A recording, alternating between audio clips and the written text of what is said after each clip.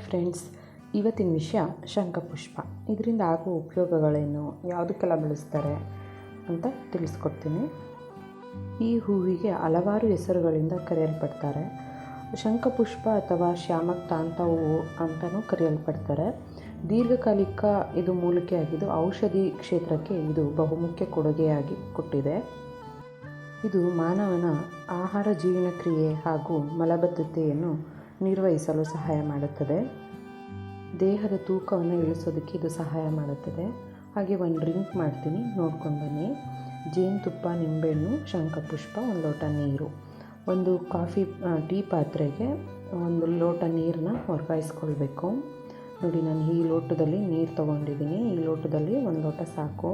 ಅದು ಕುದಿ ಬಂದಾದಮೇಲೆ ಶಂಖಪುಷ್ಪ ಹೂವನ್ನ ಹಾಕಬೇಕು. ಅದು ಹೂವಿನ ಕಲ್ಲರು ಬಿಡುತ್ತೆ, ಚೇಂಜ್ ಆಗುತ್ತೆ. ಅಲ್ಲಿವರೆಗೂ ಸ್ವಲ್ಪ ಕುದಿಸ್ಬೇಕು. ಈ ಹೂವನ್ನ ದೇವ್ರ ಪೂಜೆಗೆ ಮಾತ್ರ ಬಳಸೋದಕ್ಕೆ ಸಾಧ್ಯ ಆಗುತ್ತೆ. ಯಾವುದೇ ತರಹ ಅಂದರೆ ಹೆಣ್ಮಕ್ಳು ಮುಡ್ಕೊಳ್ಳಲ್ಲ, ದೇವ್ರಿಗೆ ಮಾತ್ರ ಪೂಜೆ ಮಾಡೋದಕ್ಕೆ ಬಳಸ್ತಾರೆ. ನೋಡಿ, ಇದು ಕಲ್ಲರ್ ಬಿಟ್ಟಾಗಿದೆ. ನಾನೊಂದು ಲೋಟಕ್ಕೆ ವರ್ಗಾಯಿಸ್ಕೊಳ್ತಾ ಇದ್ದೀನಿ.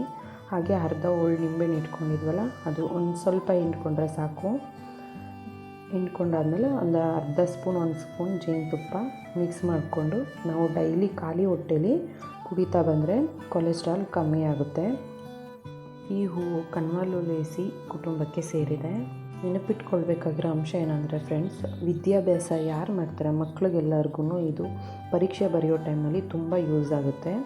ಹಾಗೆ ಮೆಮೊರಿ ಕೂಡ ಜಾಸ್ತಿ ಮಾಡುತ್ತೆ.